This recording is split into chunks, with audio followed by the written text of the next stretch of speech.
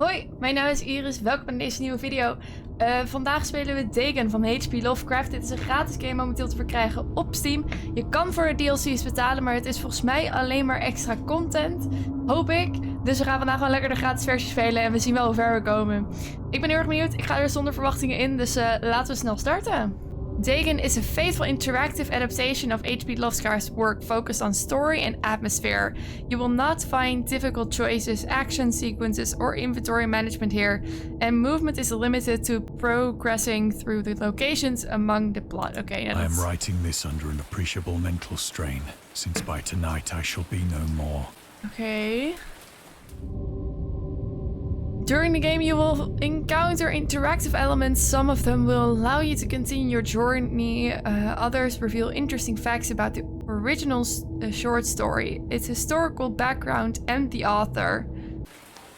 Penniless, and at the end of my supply of the drug which alone makes life endurable, I can bear the torture no longer, and shall cast myself from this garret window into the squalid street below.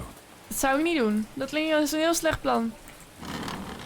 Nee. Do not think from my slavery to morphine that I am a weakling or a degenerate. When you have read these hastily scrawled pages, you may guess, though never fully realize, why it is that I must have forgetfulness or death.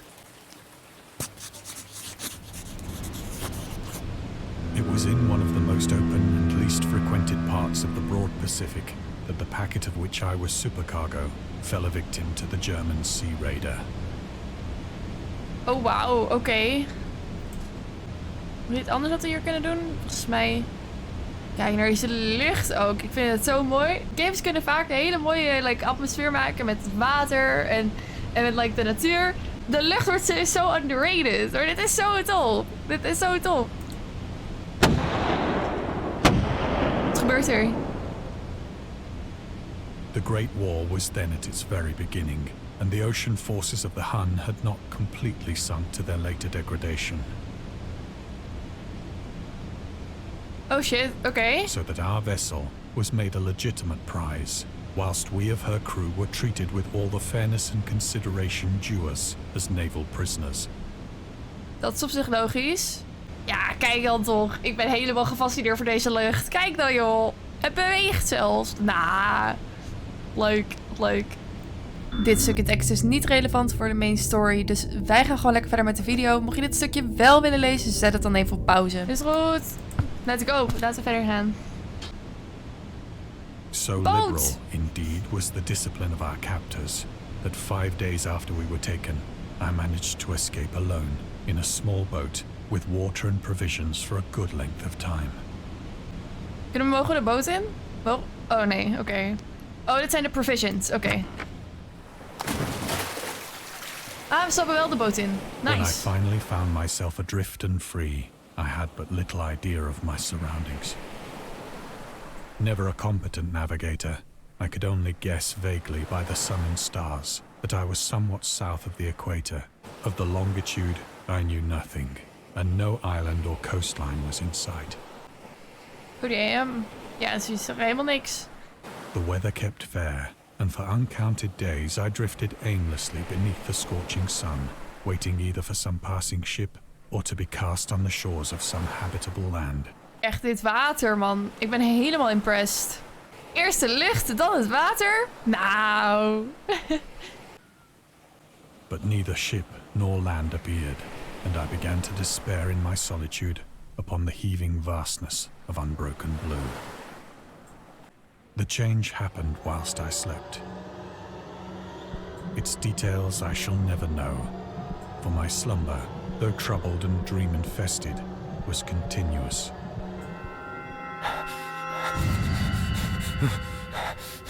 Wat? What happened? When at last I awoke, it was to discover myself half sucked into a slimy expanse of hellish black mire, which extended about me in monotonous undulations as far as I could see. And in which my boat lay grounded some distance away.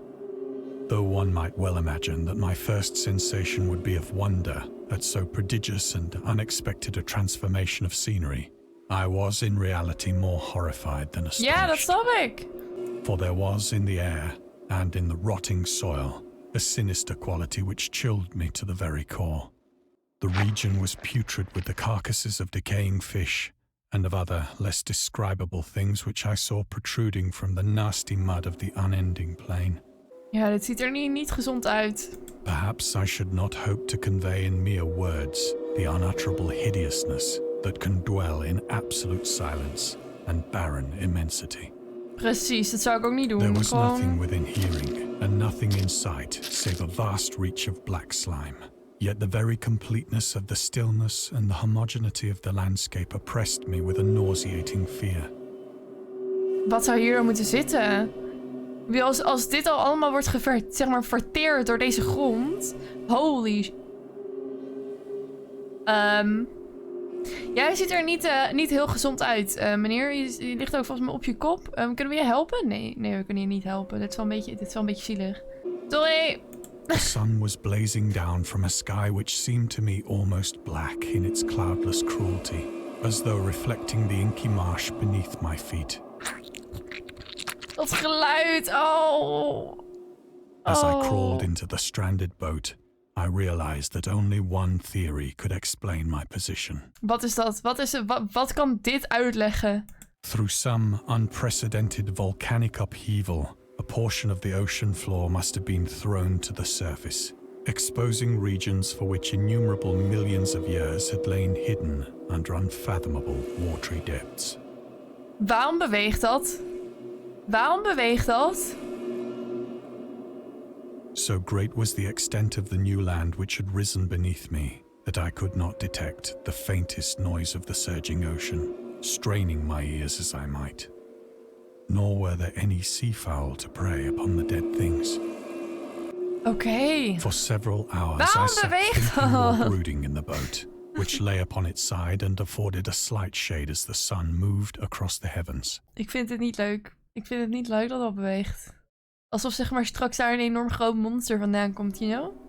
As the day progressed, the ground lost some of its stickiness and seemed likely to dry sufficiently for traveling purposes in a short time. That night I slept but little, and the next day I made for myself a pack containing food and water, preparatory to an overland journey in search of the vanished sea and possible rescue. Oké, laten we stuf pakken. Waar kunnen we stuf pakken? Hier kunnen we stuf pakken. On the third morning, I found the soil dry enough to walk upon with ease. Oké, hier zijn wel minder dode zeebeesten, dus dat is positief. The odor of the fish was maddening, but I was too much concerned with graver things to mind so slight an evil, and set out boldly for an unknown goal.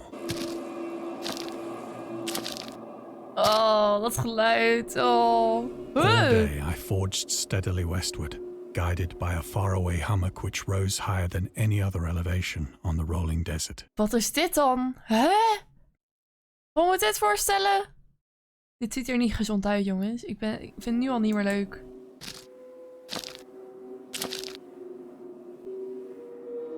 Wat? Hallo? Kunnen we die niet even duwen? Zo, naar de oceaan of zo. Want dit is wel een beetje zielig. Ik weet ook niet wat dat moet voorstellen. Het heeft tentakels en een soort... Ja, geen idee. Nou ja, oké, let's go. We kunnen toch niks, dus let's go. That night, I encamped, and on the following day still travelled toward the hummock, though that object seemed scarcely nearer than when I had first espied it. Jee, wat is dit groot.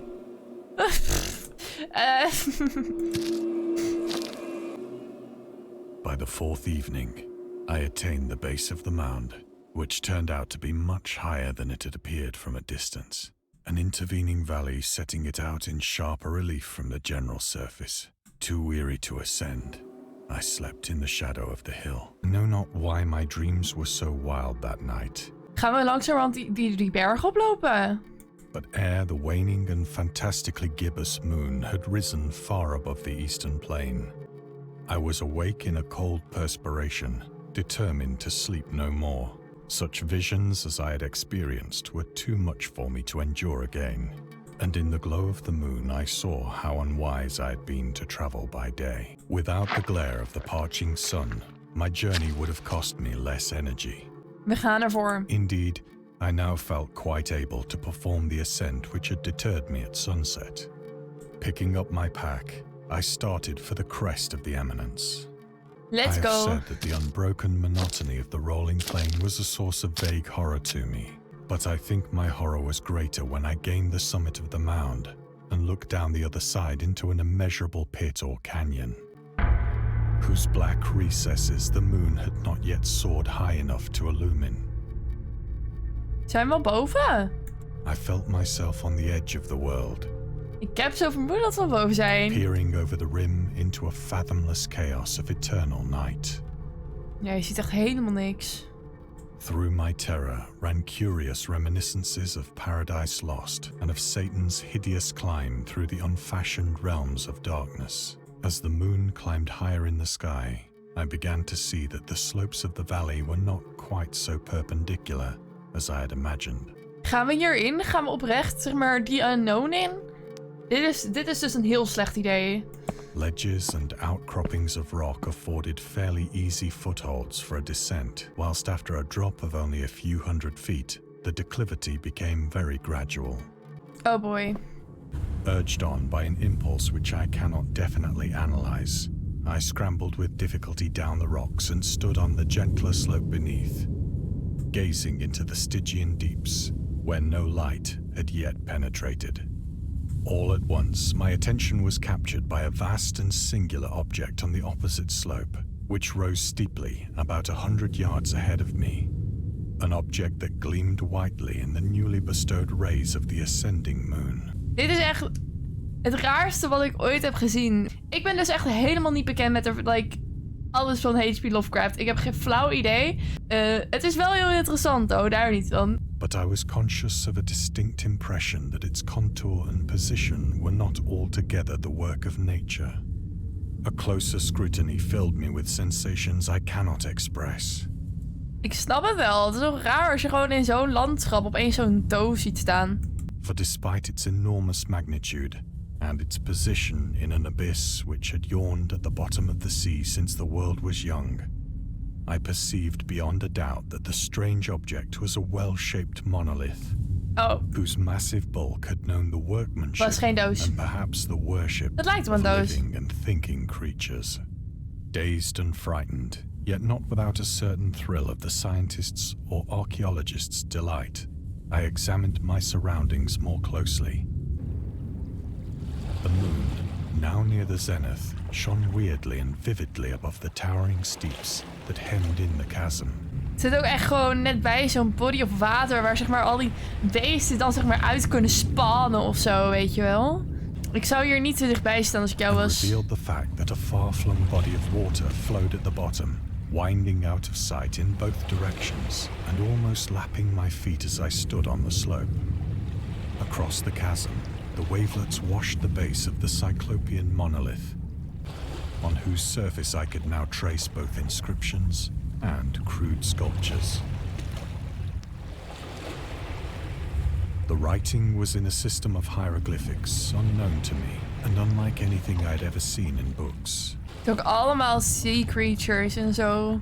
Consisting for the most part of conventionalized aquatic symbols such as fishes, eels, octopi, crustaceans, precies. mollusks, whales. Ik weet niet wat dat zou moeten betekenen, maar... Several characters obviously represented marine things which are unknown to the modern world, but whose decomposing forms I had observed on the ocean-risen plain. It was the pictorial carving, however, that did most to hold me spellbound. Contains many themes and storytelling methods that Lovecraft developed in his later work, such as telling the story through carvings, and the Mountains of Madness, the Nameless City, journals and characters' notes, the Shadow Out of Time, the Hunter of the Dark, islands emerging from the ocean, the Call of Cthulhu, or fictional beings based on the real events and mythologies. It's also considered the origin of the popular Cthulhu mythos. Some of the Lovecraft's other stories also conclude in a manner similar to Dagon, But let's skip the details in order to not spoil the ending. Okay. Okay. Plainly visible across the intervening water on account of their enormous size were an array of bas-reliefs whose subjects would have excited the envy of a Doré. I think that these things were supposed to depict men, at least a certain sort of men. Though the creatures were shown disporting like fishes in the waters of some marine grotto, or paying homage at some monolithic shrine which appeared to be under the waves as well. Of their faces and forms I dare not speak in detail, for the mere remembrance makes me grow faint. Grotesque beyond the imagination of a Poe or a Bulwer. They were damnably human in general outline, despite webbed hands and feet, shockingly wide and flabby lips, glassy, bulging eyes, and other features less pleasant to recall. Curiously enough, they seem to have been chiseled badly out of proportion with their scenic background. For one of the creatures was shown in the act of killing a whale, represented as but little larger than himself. What? This thing isn't huge! I remarked, as I say, their grotesqueness and strange size, but in a moment decided that they were merely the imaginary gods of some primitive fishing or seafaring tribe. Some tribe whose last descendant had perished eras before the first ancestor of the Piltdown or Neanderthal man was born. What? Oké, we gaan gewoon. Lekker Awestruck hoor. at this unexpected glimpse into a past beyond the conception of the most daring anthropologist. Ik vind het nu niet zo leuk dat we hier zo I dichtbij stood staan. musing whilst the moon cast queer reflections on the silent channel before me. Then, suddenly, I saw it. With only a slight churning to mark its rise to the surface, the thing slid into view above the dark waters. Is het zo? Er gaat hier iets gebeuren en ik wil er niet bij zijn. Nou, verdomme. Polyphemus-like and loathsome. It darted like a stupendous monster of nightmares to the monolith. Dit was niet leuk. About which it flung its gigantic scaly arms, while it bowed its hideous head and gave vent to certain measured sounds. Dit was niet leuk. I think I went mad then. Of my frantic ascent of the sloping cliff and of my delirious journey back to the stranded boat, I remember little.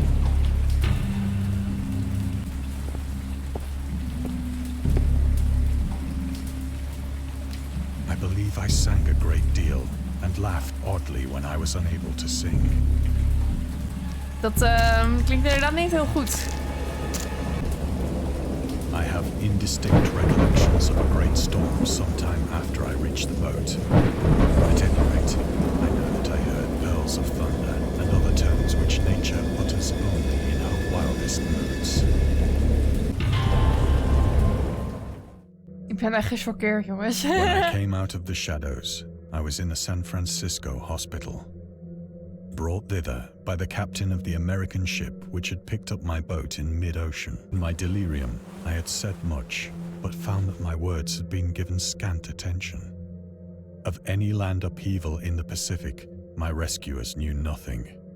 Nor did I deem it necessary to insist upon a thing which I knew they could not believe. Nee, dat snap ik wel. Dat heeft natuurlijk geen nut.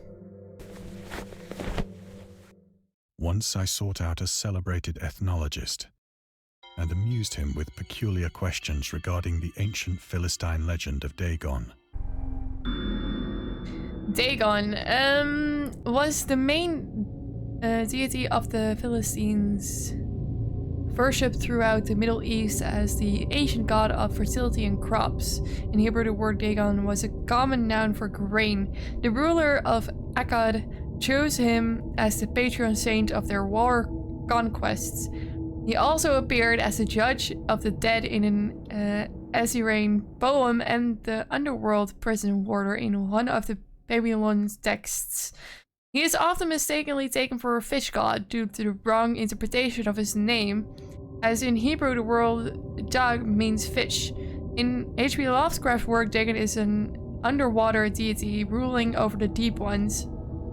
A humanoid race with fish traits that resides in the oceans. He is worshipped by a secret cult called the Eric Order of Dagon. Oké, wauw, oké.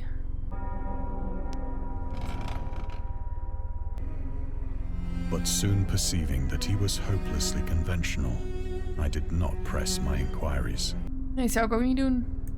Dit stukje tekst is niet relevant voor de main story, dus wij gaan gewoon lekker verder met de video. Mocht je dit stukje wel willen lezen, zet het dan even op pauze. Het is wel raar eigenlijk dat mensen zoveel hebben gedaan met het werk van Lovecraft. It is at Dan zijn night, we weer hier. especially when the moon is gibbous and waning, that I see the thing. I tried morphine, but the drug has given only transient surcease, and has drawn me into its clutches as a hopeless slave. So now, Yeah, I am don't to do end drugs, it all, kids, having please, written a don't. full Thank account you. for the information or the contemptuous amusement of my fellow men. Often, I ask myself if it could not all have been a pure phantasm, a mere freak of fever, as I lay sun-stricken and raving in the open boat after my escape from the German man of war. Ja, dat kan natuurlijk ook. This I Dat ask lijkt me myself, but ever misschien wel does there come logischer. before me a hideously vivid vision in reply. I cannot think of the deep sea without shuddering at the nameless things that may at this very moment be crawling and floundering on its slimy bed, worshipping their ancient stone idols and carving their own detestable likenesses on submarine obelisks of water-soaked granite. I dream of a day when they may rise above the billows to drag down into their reeking talons the remnants of puny, war-exhausted mankind. Of a day when the land shall sink and the dark ocean shall ascend amidst universal pandemonium. Doe maar niet. Doe maar niet. Klinkt als een heel slecht idee. Doe maar niet. The end is near. I hear a noise at the door, as of some immense slippery body lumbering against it. It shall not find me.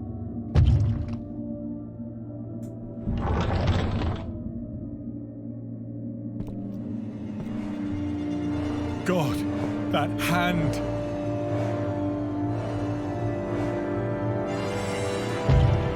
The window!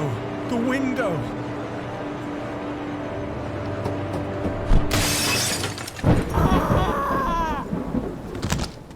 Wat? Oké. Ik weet niet wat ik zojuist heb gespeeld. Ik heb vooral heel veel vragen nu. Eigenlijk heel erg veel zin om Call of Cthulhu te gaan spelen. Om te weten wat er nou in relatie zeg maar met Call of Cthulhu en Dagon zeg maar is. Misschien binnenkort. Maar goed, hè? Ik laat het hierbij. Ik wens jullie nog een hele fijne dag toe. En hopelijk tot de volgende keer. Joejoe!